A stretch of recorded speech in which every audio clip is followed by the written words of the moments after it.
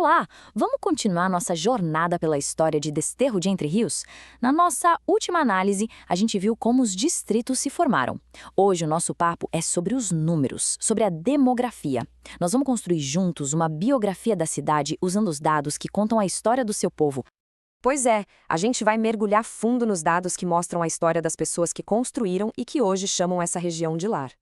Então, para começar, vamos voltar bastante no tempo, lá para os primeiros dados populacionais que a gente tem do que, na época, era conhecido como o Distrito de Capela Nova do Desterro. Olha só que interessante. O censo mais antigo que foi encontrado é de 1795 e ele aponta apenas 262 almas vivendo por lá. Essas pessoas estavam espalhadas em 43 casas, ou fogos, como se dizia na época. E esse dado aqui já revela uma estrutura social muito marcante. Desde o comecinho, a comunidade era praticamente dividida ao meio, sendo que 47% de todos os habitantes eram pessoas escravizadas. Agora, é muito importante a gente entender uma coisa. Esses registros do começo não eram padronizados. Os números variavam bastante, muito provavelmente porque as áreas pesquisadas mudavam e as metodologias de contagem também não eram as mesmas.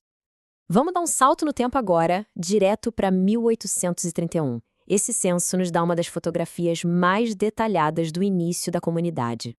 Em 1831, a população já tinha mais que dobrado, chegando a 540 habitantes. É um aumento bem significativo, né? Mostra que o lugar já estava crescendo, se consolidando. E olha só que curioso, a estrutura social continuava bem parecida. A população ainda estava dividida quase perfeitamente ao meio entre pessoas livres e pessoas escravizadas. Esse dado aqui mostra o quão profundo era o sistema de escravidão na economia local. Pensa só, 63% de todas as propriedades da região usavam mão de obra escravizada. É um número muito, muito expressivo.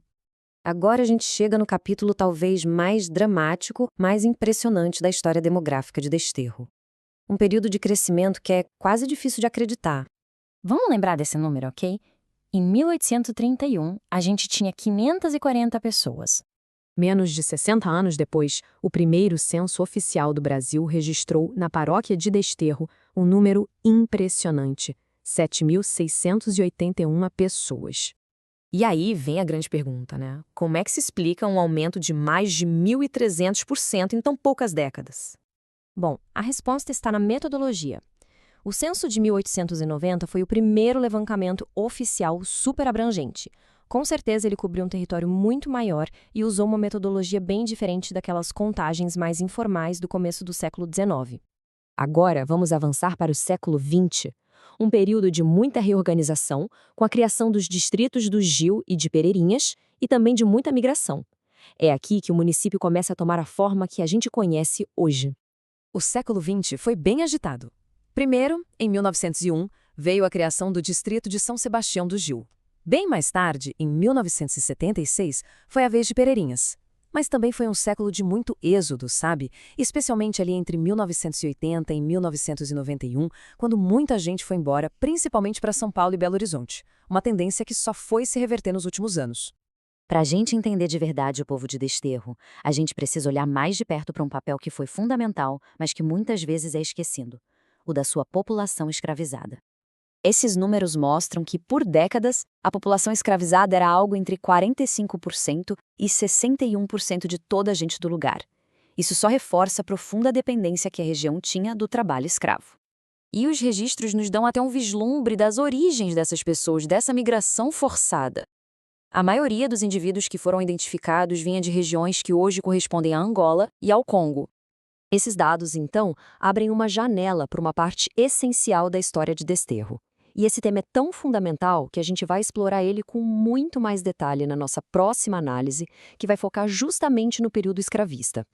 E, finalmente, para fechar nossa viagem demográfica, vamos pular direto para os dias de hoje com os dados do censo mais recente.